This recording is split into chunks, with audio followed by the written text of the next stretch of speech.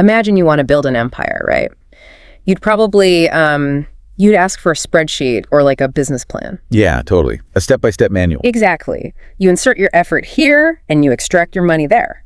But what if the ultimate blueprint for success, like the actual framework used by giants like Edison and Ford, starts with something entirely invisible? Right. What if it begins with, alchemy? It is a massive departure from the mechanical cause and effect view of the world we've all been conditioned to crave. Oh, for sure. We want the safety of tangible metrics. But the philosophy we're examining today, it forces a profound shift away from the external mechanics of achievement. It places the burden entirely on internal psychology. Which is why we're digging into this massive stack of notes and excerpts from the restored original version of Napoleon Hill's landmark text, Think and Grow Rich. It's a heavy one. It really is. And our mission for you today is to extract the timeless blueprint for transmuting a single, weightless thought into physical reality. Right, and to do it without getting bogged down in the sheer volume of the material, because there is a lot. Yeah, we want to keep it focused. And remember, Hill forged these ideas during the Great Depression. The external spreadsheets had completely failed at that point. Yeah, they were useful. People were forced to look inward to rebuild. And I think that makes these lessons on resilience incredibly relevant for the chaotic world you are navigating today. The historical context is so vital here. It's easy to be resilient when the market is booming. Oh, absolutely. But Hill wrote this when the safety nets were entirely gone. It was adapt or starve. Okay, let's unpack this. The origin of this secret blueprint is almost mythological. It really is. You have the steel magnate, Andrew Carnegie, tossing a concept to a young, unknown Napoleon Hill. Carnegie basically hands him the premise that thoughts are things. Just drops that on him. Right. And then he challenges him to spend 2 decades figuring out why certain people succeed and others fail. The core idea is that thoughts become powerful when mixed with definiteness of purpose. If we connect this to the bigger picture, we really have to look past the superficial assumption that this material is just about accumulating money. Yeah, that's a big misconception. It's the most common misunderstanding of Hill's work, honestly. What he actually documented is a comprehensive psychological framework designed to marshal human potential. Wow. So whether your goal is financial empire building or scientific discovery, or even social reform, like Mahatma Gandhi, whom Hill also studied, the underlying psychological architecture remains the same. And that architecture starts at the absolute beginning of all achievement, which is desire. Right. But the text is painstakingly specific. We aren't talking about casually wishing for a promotion. We are talking about a burning obsession. A desire that leaves you with absolutely no way out. Exactly. Like most of us know the famous story of Edwin C. Barnes sneaking onto a freight train to Orange, New Jersey. He looks like a vagabond, but he is demanding to go into business with Thomas Edison. Yeah, not to work for him, but with him. Barnes is the ultimate case study in definiteness of purpose. And it's primarily because of his absolute refusal to establish a fallback plan. He just went all in. Completely. Yeah. He didn't tell himself, I'll try sweeping floors for Edison for a few months, and if I don't get a promotion, I'll go find a sales job. Yeah. The psychological mechanism at play here is critical. When you intentionally sever all avenues of retreat, you force your nervous system into a state of acute focus. Oh, wow. You're harnessing the fight or flight response, not for survival, but for ambition. Your brain is left with only 2 directives, win or perish. And you have to compare that to the heartbreaking story of R.U. Darby. Darby actually had the resources. Right, he had the advantage. He caught gold fever, raised the money, bought the heavy machinery, and he struck a vein. But when the vein dried up, he simply got discouraged and quit. Just walked away. Just sold everything to a junk man for a few $100s. And then the junk man brings in an engineer who understands fault lines, and they find one of the most massive gold deposits in history. Just 3 feet from where Darby stopped drilling. 3 feet.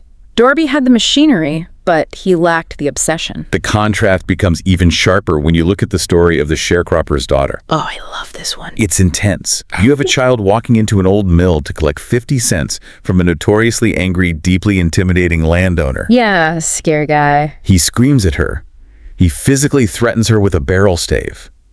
But she holds her ground, stares him down, and screams back that her mother needs that money. And the adult man completely collapses and just hands it over. Exactly. That story always fascinates me. Why did he fold? The child had absolutely zero social, financial, or physical leverage. She had psychological dominance. She possessed something the landowner didn't. Absolute certainty. Certainty. Right. When a definitively made-up mind encounters a mind that is operating on mere emotion or reaction, the definitive mind almost always absorbs the weaker one. That makes so much sense. Her desire was absolute, whereas his anger was just a fleeting reaction. I struggle with this, though. I mean, it's easy to read about Barnes burning his bridges or a child staring down a landowner. Sure. But how does a regular person, someone listening right now, actually manufacture that level of obsession? Like, if you aren't naturally wired to be relentlessly obsessive, where does this burning desire come from? Well, the text doesn't leave that to chance, thankfully. It provides a highly specific mechanical methodology called the 6-step success formula. Okay, lay it out for us. First, you fix the exact amount or goal in your mind. Second, you determine exactly what you will give in return, acknowledging that the universe doesn't offer something for nothing. Right. Third, you set a definite date. Fourth, you create a plan and move immediately, regardless of readiness. Move immediately. I like that. Yeah, don't wait. Fifth, you write this down clearly. And sixth, you read it aloud twice a day, visualizing yourself already in possession of the goal. I have to push back slightly here. Yep. Reading a statement out loud twice a day sounds incredibly rudimentary. It does. It sounds like a homework assignment. Does simply repeating words actually change your output? Plain words do nothing. But there's a very real neurological basis for this practice today. Oh, really? Yeah.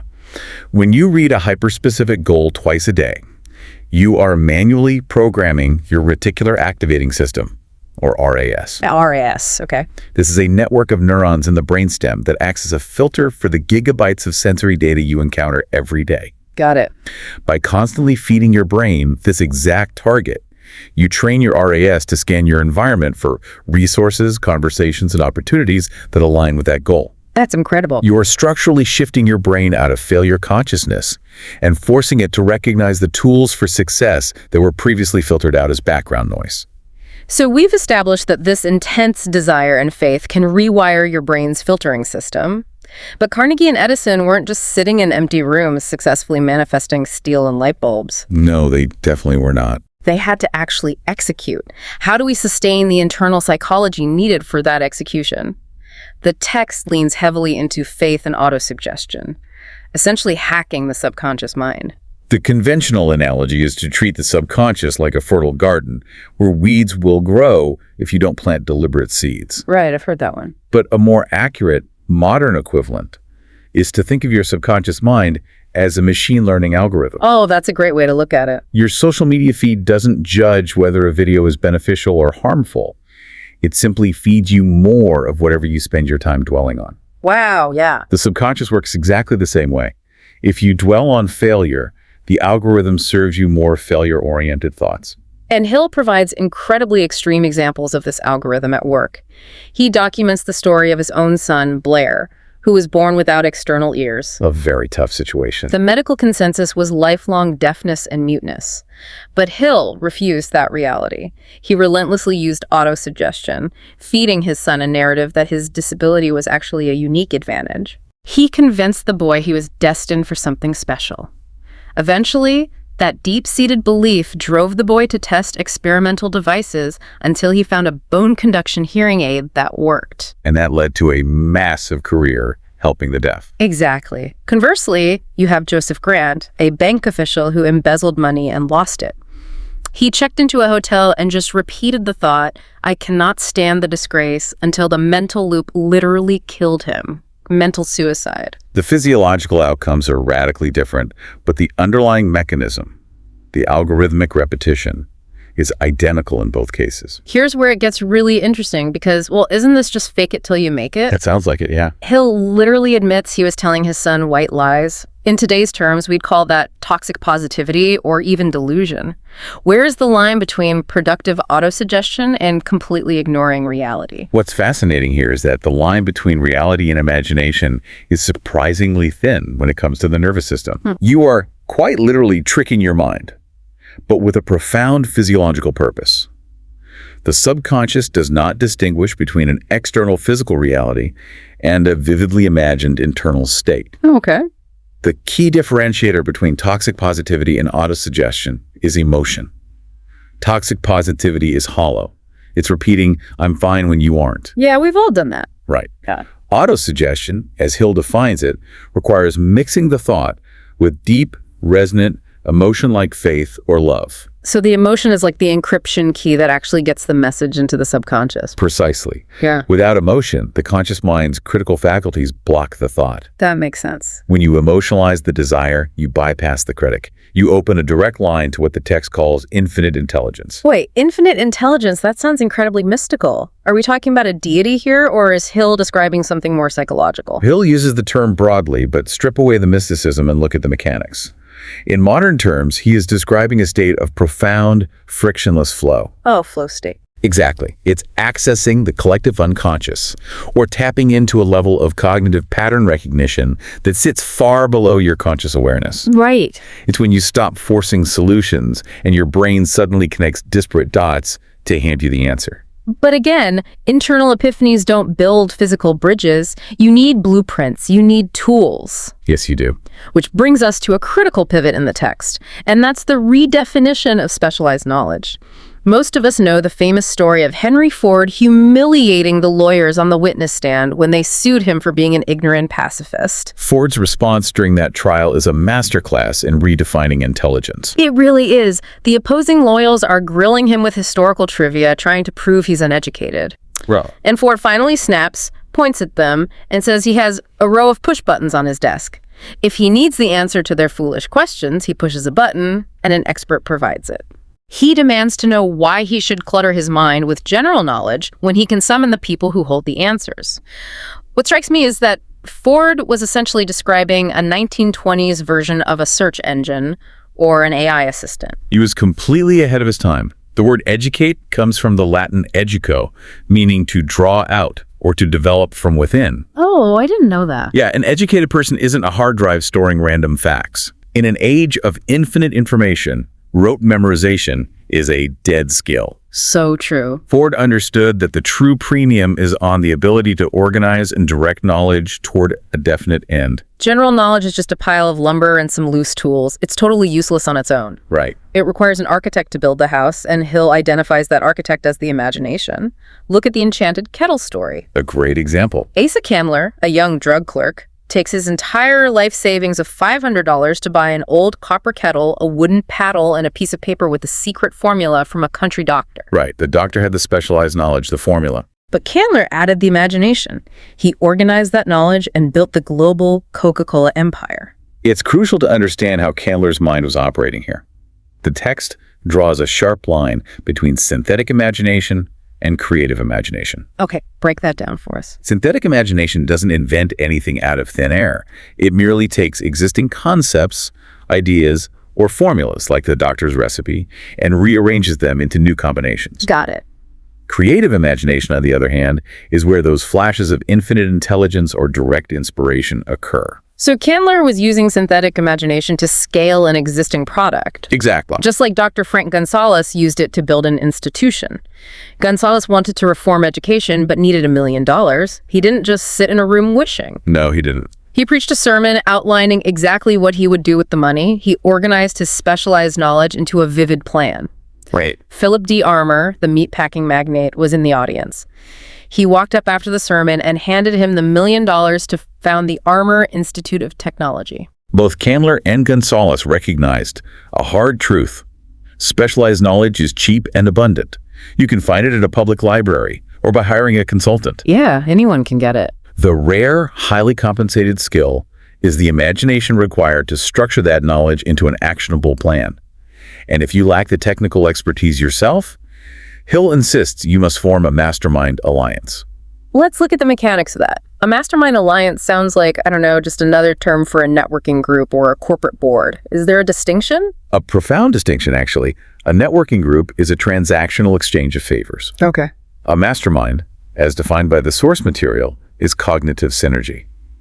It is the harmonious alignment of two or more minds working toward a singular, definite purpose. Wow, cognitive synergy. The theory is that when multiple brains coordinate in a spirit of absolute harmony, they create a third intangible force. Practically speaking, it eliminates individual cognitive blind spots. That makes total sense. You are integrating different specialized knowledge bases into a single, unified intellectual weapon. So what does this all mean for the listener?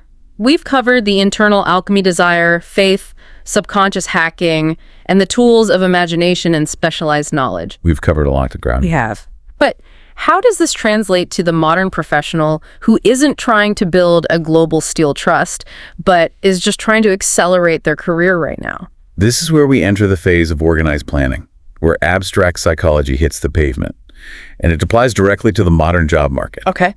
Consider how Charles M. Schwab created the United States Steel Corporation. Right. Schwab didn't rely on a standard business pitch. He delivered a 90-minute speech at the University Club in New York. Yeah. He wasn't trying to sell J.P. Morgan a specific factory. He sold a visionary plan for efficiency and mass production. That single, highly organized presentation led to the creation of a billion-dollar enterprise. While Schwab's scale was massive, the exact same principle applies to everyday employment. The text details a paradigm shift in how we are supposed to seek work. Yes, like the story of the woman who created the marketing plan for personal services for her son. I love that story. He had just graduated college and was facing a brutal job market. Instead of letting him blast out generic resumes, which is the equivalent of begging for a position, she spent weeks analyzing target companies. She did her homework. She really did. She identified their problems and created a beautifully bound 50-page portfolio detailing exactly how her son would solve those specific problems. Right. She didn't ask for a job. She offered a concrete plan of value. And he bypassed the entire entry-level tier and landed an executive role immediately. This raises an important question about the fundamental dynamic of employment. The standard model is a master-servant relationship. You give me tasks, I give you time, you give me money. Yeah, that's the usual way. The text insists that model is obsolete. It advocates for viewing employment as a partnership between the employer, the employee, and the public they serve. A partnership. When you pitch a partnership of value, you completely alter your market worth. It's exactly what Dan Halpin did. During the Depression, he was selling hearing aids on a meager commission. Right. But he had previously managed Knute Rockne's legendary Notre Dame football team. He knew what a championship culture looked like, and he refused to internalize the failure surrounding him. He aimed high. He planned his ascent systematically. He aimed for assistant sales manager, proved his value, got the role, and within months was poached by a rival company to be a vice president. He refused to let the bleak environment dictate his internal valuation. Halpin's rapid ascent perfectly illustrates the text's QQS rating, which stands for quality, quantity, and spirit of service. Okay, spirit of service. It's vital to note that spirit, the personality and harmony you bring to a team, frequently outweighs raw output. That's surprising to hear. Even Andrew Carnegie noted he would fire his most productive executive if they were toxic to the team's harmony. The text draws a hard line between leadership by consent and leadership by force. Right. Dictating through force or fear is ultimately unsustainable. True leadership and massive career acceleration is built entirely on cooperation and the organized delivery of value. Taking that a step further, it means you aren't at the mercy of a hiring manager or an unpredictable economy. You are pitching a partnership. Exactly. So let's trace this entire psychological architecture back to the beginning.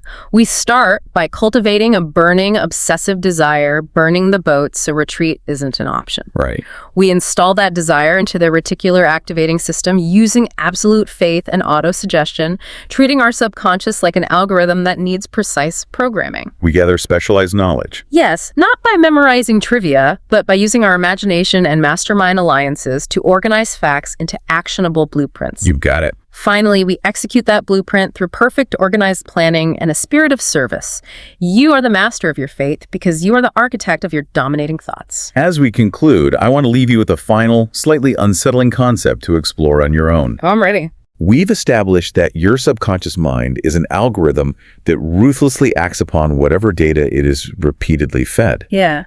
But we live in an attention economy, constantly bombarded by external signals, targeted advertisements, and curated outrage.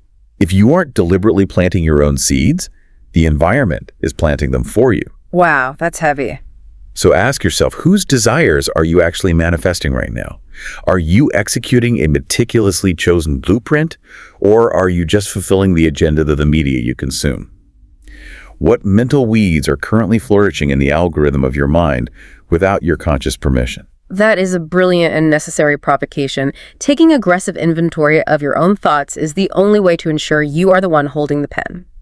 Thank you for joining us on this deep dive. Before the day ends, take a hard look at the spreadsheets and routines you've been relying on. Maybe it's time to stop optimizing the mechanics and start mastering the alchemy.